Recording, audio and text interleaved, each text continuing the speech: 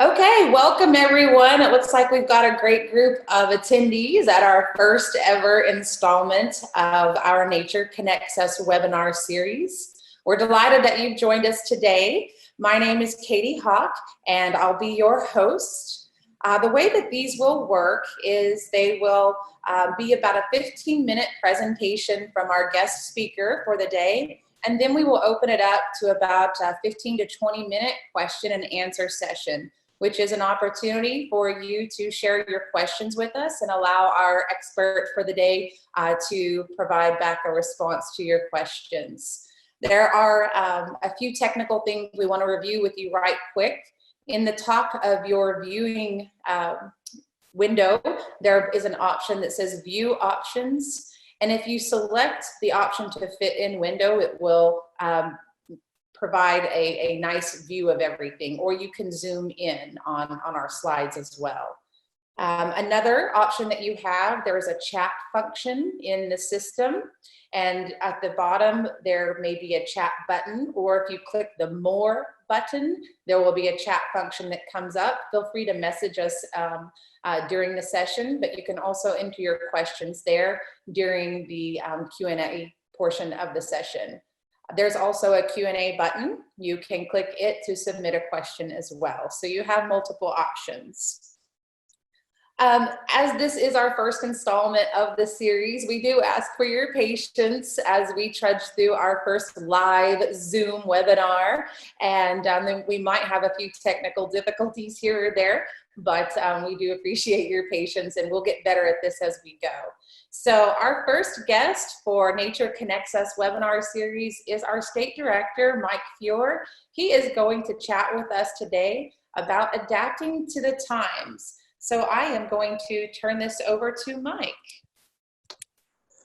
Thanks, Katie, and good afternoon, everyone. I really appreciate all of you joining us today on, like what Katie said, is our very first of a series of webinars that we will be putting on in order to connect with all of you.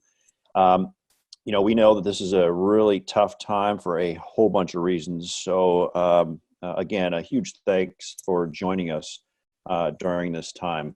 Our goal is really to make sure that we can keep our staff, volunteers, and visitors safe. And that's why we've done a lot of things that we've done.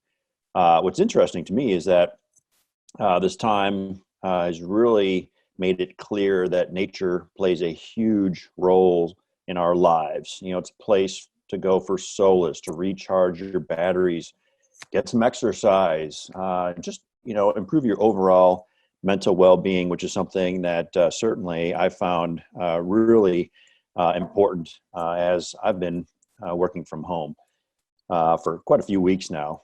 So, how is COVID and the coronavirus affecting our work here at the Nature Conservancy in Oklahoma? Well, first, our offices are closed. Our staff are instead working remotely from home. And I guess the good news is we have a lot of technology like what we're using right now, and that's allowed us to continue to do a good portion of our work at home. The hard part for me is not interacting with staff and our donors, members, partners, trustees on a one-on-one, personal basis. That's such an important part of what we do, and a part that I really enjoy. We're also adjusting our expenses, of course, based on a drop in donations, not unexpected at all. We understand that, these are really difficult times for everyone, but that we're all in it together. So we're making the appropriate adjustments. Bottom line, we want to be a good steward of your donations. That's the most important thing for us. We have a few new protocols in place for all expenses here at the local level, but globally as an organization as well. We've reduced salaries at the top of the organization from state directors on up in order to help save some money. Longer term, we're going to be looking at our next fiscal year's budget and in anticipation of a recession. One I hope ends up being short, at least shorter than what we saw in 2008, but we do want to make sure that we are prepared to ride that out while still getting our conservation work done. So essentially we are, preparing for the worst and hoping for the best, like many of you are.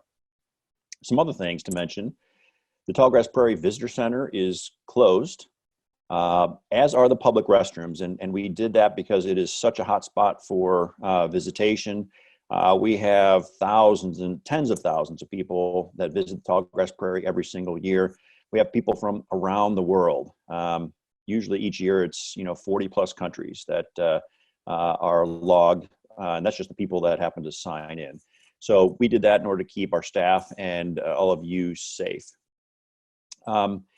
The 15-mile bison loop, of course, is still open. That's a county road, so you can drive up there, stay in your car, and enjoy seeing bison roaming the plains. And right now, we're starting to see quite a few calves being dropped, so you get to see some of those really cute baby bison out there. The trails that are there, that a lot of you have been on before, remain open. But if the parking lot is full, you might want to just do that bison loop and come back when there's not as many people in the parking lot, just in order to keep you safe. Also, the hiking trails are still open at the JT Nickel Preserve in northeastern Oklahoma, and on the other side of the state at the Black Mesa State Park, which is a project that the Conservancy's been involved in since the very beginning. Along those same lines, all of our events through April have been canceled. We're probably going to be canceling other events that we have scheduled during at least a part of the month of May. We're doing that all based on local and state recommendations as far as staying safe at home. But you can always check our webpage in order to make sure that you know exactly what's still on and what's been canceled. Go to nature.org/Oklahoma in order to get those up-to-date cancellations and schedules. The good news is that our stewardship work is continuing, just under a slightly different set of rules. Of course, safety first here with our stewardship staff. We're basically doing a whole bunch of different things like alternate schedules for staff at preserve, so they're not interacting. They're essentially using different offices, different buildings, and then working outdoors, sometimes alone. And if with other people, they need to be in separate vehicles. They need to keep their social distancing, et cetera. So we're trying to make sure that we can still do what we need to do to manage our places and complete the research that we have going on, but do it in a safe manner. Foot traffic at all of our places is limited to just staff into those facilities under that new scheduling I mentioned. And then, of course, all the work we have to do that's essential because it's related to our bison herd or any cattle grazing and cattle grading research that we do, fire. Those are all things that we are also adapting to the current situation to make sure that everybody stays safe. Another thing we're doing, because we can't be together in the same room, we are going virtual. So we're going to have an Earth Day virtual celebration. Check out our webpage for that. We're doing these types of webinars. But bottom line, we want to bring nature to you if you can't get out. That's our goal. Another thing we just did twice this week, Harvey Payne, who is one of our staff members at the Tallgrass Prairie Preserve. Harvey is our director emeritus up there, the very first director. He is a renowned wildlife photographer. He's still spending time at the preserve, and we've had several live Facebook events with Harvey. So if you're interested in that kind of thing, again, check out our webpage and you'll be able to find out when to hop on to these different events and get a little taste of nature, even if it's not quite the same as being there. The other thing I wanted to mention too is that our strategic planning effort is still moving forward. I think one of the most important parts of a strategic plan is involving all of our staff. Unfortunately, we can't all be in the same room together to do the kind of planning that we started. The first several meetings we had was essentially all of our staff together in our Oklahoma City office working on our strategic plan that's going to guide our work for the next 5 years. We've adapted. We're doing virtual meetings just like you see on the screen right now, just like we're doing with this webinar. It allows us to all be together to tackle this planning effort and even meet in small groups. We use software called Zoom, which works great. We can have breakout sessions while not getting up from your chair, and that's allowed us to continue the momentum and make sure that we have a plan in place when we come out of this pandemic. So that's been really exciting and a real bright point for me. It's great to see everybody, even if it is virtually, and the planning that we're talking about, the big ideas we're discussing are all really, really exciting. We have, as an organization, a new set of priorities called our Shared Conservation Agenda. And essentially, it is focusing our efforts on those challenges where challenges of people and challenges to nature overlap. Those are those places that places and projects that we want to focus our efforts and resources. A real simple example is our drinking water. We need clean drinking water, so do all those fish and mussels that we care about. So how can we work on projects that benefit not only the nature we care about, but all of us at the same time? Because we're not a distant part of nature. We are a part of nature. We all rely on nature, so it's important for us to think about our priorities that way.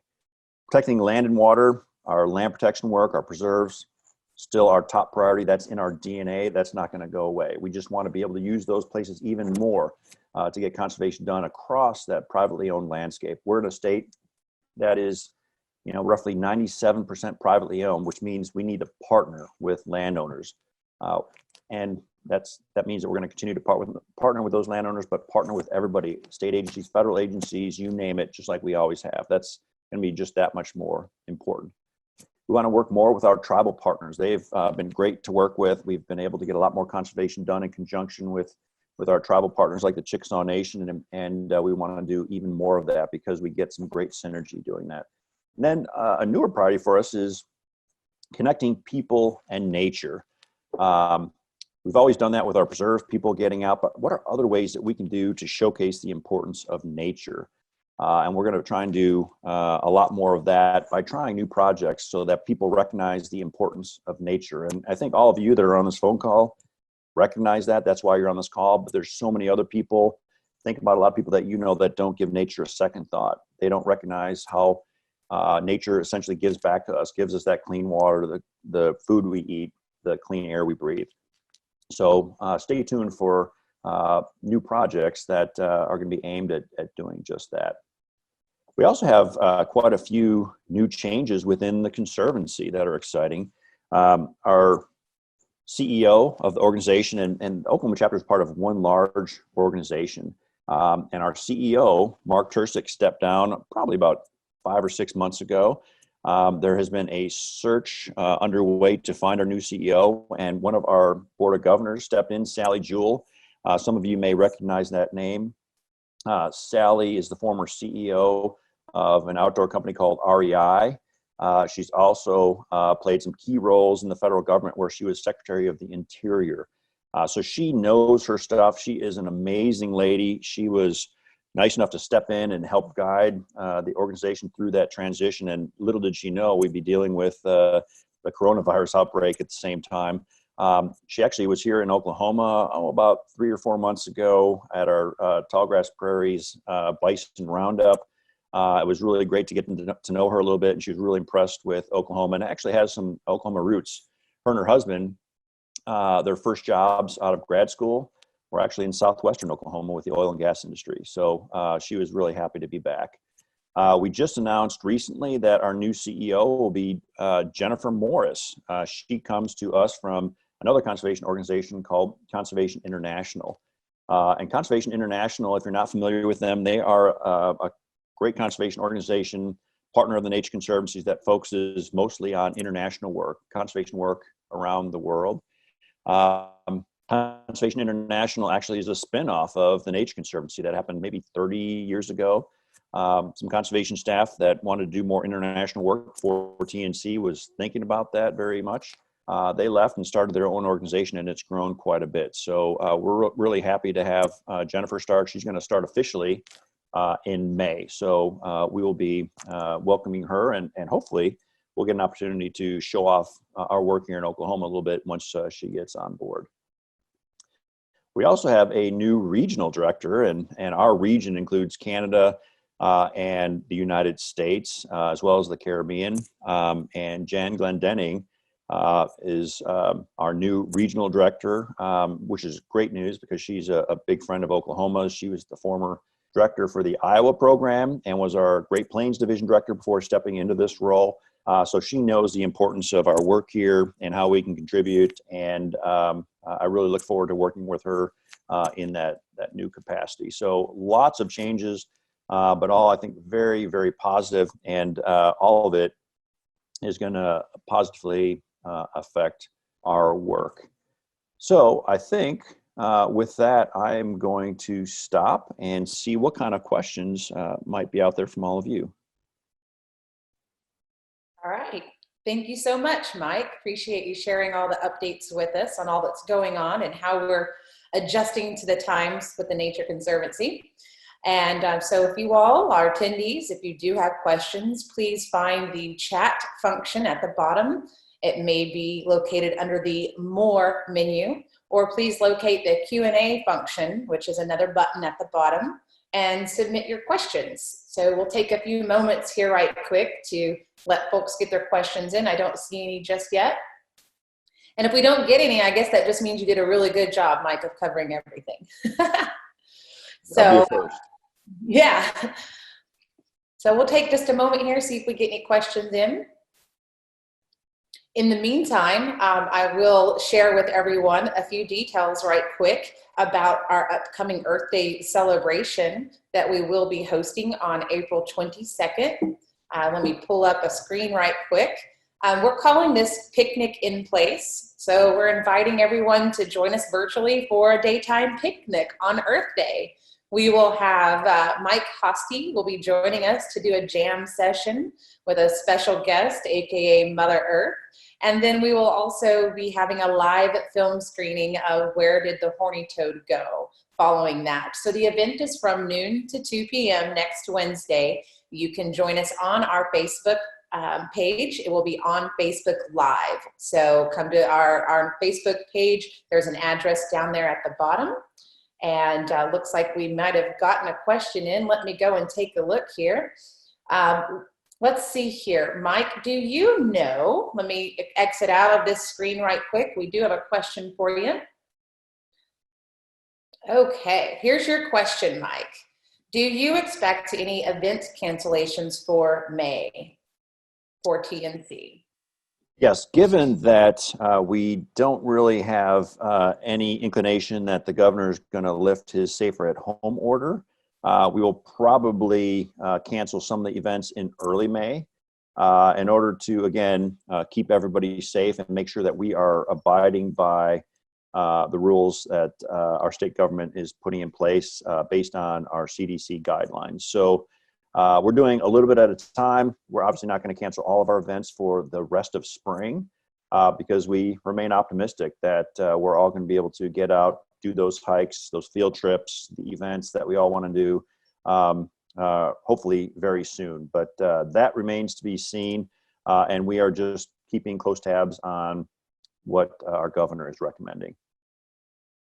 Super. Thank you for sharing.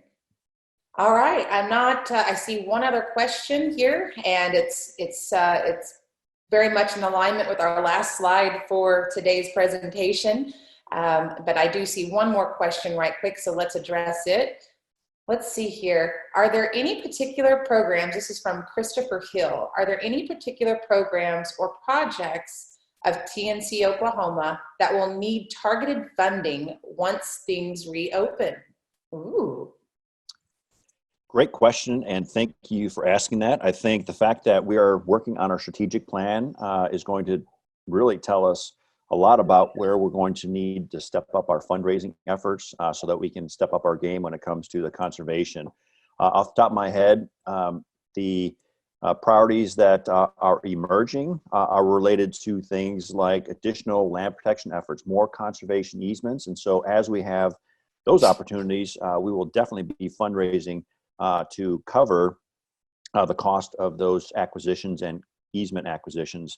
The exciting thing is that we are working with the NRCS on some of those easement projects because there is a program, it's a part of the Farm Bill, that allows us to secure conservation easements by buying the conservation easement from a landowner, but the federal government pays for 75% of that. And a new program allows the landowner to donate their 25% to that, so we can set up these really important conservation easements like we've started doing in Western Oklahoma at no cost to the Conservancy. It does, though, cost time and effort from our staff, and so that's always a real important component of what we do is our conservation staff. They're the rock stars that get this stuff done, so there may be some funding needs there. Longer term, one of the priorities that we are looking at is how do we develop a conservation funding source here in Oklahoma so that all conservation organizations and state agencies can get more conservation done on the ground. There's certainly not a lot of funding available in Oklahoma outside of private funding that folks like you all contribute to us. But what if there's a public funding source that could fund work through a competitive process to buy additional lands to add to a wildlife management area or a nature preserve? That's what we're thinking about. How do we make that happen in Oklahoma? Neighboring states like Arkansas, Missouri, Iowa is working on. All these other states have something in the works to do just that. We are fortunate that the Nature Conservancy, as one large organization, has what we call a campaigns team that provides technical and basically consulting support for states to do just that. Their success record, their track record is amazing. They've raised billions with a B, billions of dollars in other states that go towards conservation. And we are a state where we have so many opportunities and we just can't take advantage of all of them. So how amazing would that be for us to have something like that in place? So that's one of those priorities. So funding to support that kind of work would be just super helpful to really transform the conservation landscape in our state. All right. I apologize for any background noise that sounds like lawnmowers because my neighbor is now mowing. I can't control that. We do have another question here from Bradley Higginbotham. Hi, Brad. He's asking if we plan to share tips on how to enjoy nature in our immediate surroundings and little things we can do in our own backyards. Mike, do you want to take a stab at it, or would you like for me to hop in there? Sure, I can share a little bit about what I'm doing. And hey, Bradley, good to hear from you. Thanks for joining. One of the things I've been doing is, something really simple. My wife and I take our dogs for a walk. That's nice to get out, enjoy the outdoors a little bit. But we're fortunate. We've got some woods right behind our house. And so I do spend some time walking back there with one of my dogs. Other times I'll go out there without the dog, but with my camera, trying to see if I find anything interesting to photograph. I've been fortunate. There's been, in past years, some warblers that are migrating through the area, and I see them in the woods behind our house sometimes. Also, we've seen a red fox in the woods recently and haven't seen one back there in a long time. So my hope is that I'll be able to catch a crisp photograph of that fox, not a real blurry one, which is what I've captured so far. So that's something that I'm doing to try and take advantage of the outdoors. I was out earlier today and I saw there's an open field in our neighborhood, and I saw a couple of boys that obviously can't be at maybe football practice. I'm not sure what sport they're in, but they were actually doing their workouts outside. So I think there's all kinds of ways for people to get out and enjoy nature in their own way. Even this time of year, just getting out and walking along roads, there's a ton of wildflowers starting to bloom. In the woods behind our house, I found a whole bunch of native violets and wild strawberries blooming. Got a few photographs of those. They don't run away like the red fox, so they're a little bit easier target. But anyway, lots of things to do. Katie, what would you add to that? Well, I would just add that there's a number of resources online that have some good tips, especially when engaging the kiddos. So if you even just look up backyard birding, there's a number of articles. You can also follow our Facebook page or go to our website. There are some things there. On our website, nature.org/Oklahoma, we also have a feature on gardening. So one thing that you can do right now that is a perfect time to do it is gardening. Also, if you want to engage the kids in looking for monarchs and helping, there is a great need for people to report their monarch sightings and egg larva sightings as well. And you can report those through Journey North nature-conservancy.org. We're also going to share a link right quick with everyone. Brad, this is a link to a birding link for, excuse me, as far as watching birds migrate and via your neighborhood out back, in your backyard or in your front yard for that matter. So great question. We also got a comment from Rebecca Renfro, and she says that she thinks that, and she's referencing the funding conversation you just had, Mike, in regards to Chris Hill's question. She says, I think that's a great strategy to look at how to find more well-rounded funding to support conservation and things like state parks, wildlife management sites, etc. in Oklahoma. Thank you, Rebecca, for the feedback. Greatly appreciate it. Yeah, there's a gigantic need. And to see what other states are doing through our other chapters, it's really inspiring. And again, that could change the landscape of conservation in Oklahoma. Think about all of those state parks that need additional funding. There could be funding available to add to those state parks in terms of acres. That's something that even the Nature Conservancy could potentially take advantage of to add to a place like Tallgrass Prairie or our JT Nickel Preserve. So really exciting. It is a long process, but again, we've got some amazing experience and support within the Conservancy to help us move the needle forward so that we can build an entire coalition pushing in that direction. And that wouldn't be just conservation organizations and state park employees, but what about getting the American Red Cross on board? Because more hiking trails could be a part of that. That's a great way to get people outdoors and get them more exercise. So this could be a really diverse partnership that could be built in order to get us across the finish line. So I'm really excited about that. There's something else I'd mention too, as far as emerging priorities. We might also talk about our effort related to climate change. That's something that you don't often hear people talk about in Oklahoma, but that's something that we kind of want to dive right into and start a conversation. And we're going to have a program called It's Okay to Talk Climate. How do we bring everybody to the table in the classic TNC fashion to help strategize and develop solutions for this global challenge that we have? And I really do think that Oklahoma can play a role in that. And what we want to do is strip the politics off of it and just get down to figuring out a solution. That's what matters. It's not about pointing fingers. It's about saying, what do we think is going to work, and bringing a diverse set of expertise together to start us in that direction. So I'm really excited about that too.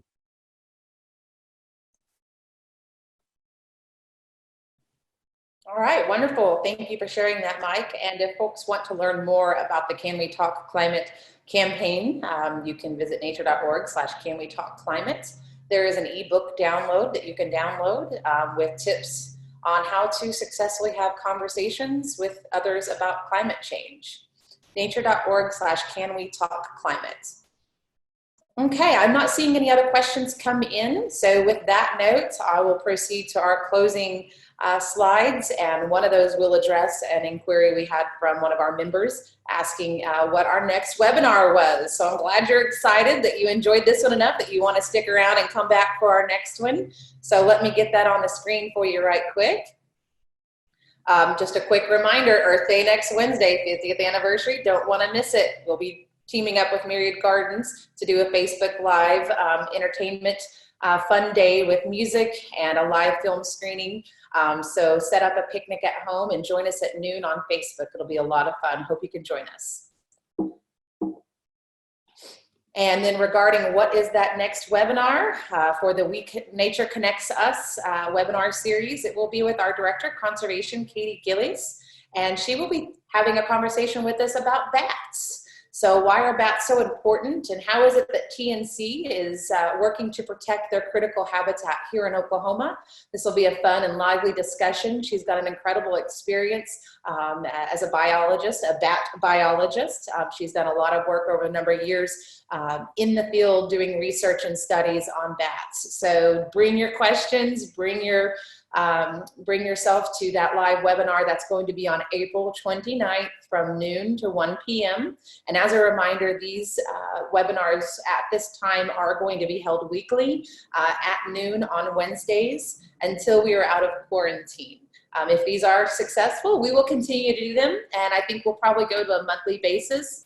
But we are definitely open to any feedback or suggestions that our viewers may have. So you have our information. Please just reach out and let us know. And as a reminder, again, you do need to register for these webinars in order to gain access. So definitely get yourself signed up. And if you are not able to attend one, we will be posting these on our YouTube channel so that you can still watch from in the future if you're unable to attend the live version. With that said, I guess this wraps up our first installment of the Nature Connects Us webinar series for the Nature Conservancy of Oklahoma. Special thank you to our State Director, Mike Fuhr, for joining us, and for all of our attendees, members, donors, trustees, and staff who joined us on this call today. Do you have any final words to share with us, Mike? Thanks for joining, and stay safe. Get out and enjoy nature. That's what I'm going to be doing. All right, fantastic. Thank you all, and have a great day and enjoy this lovely weather. Thanks, everybody.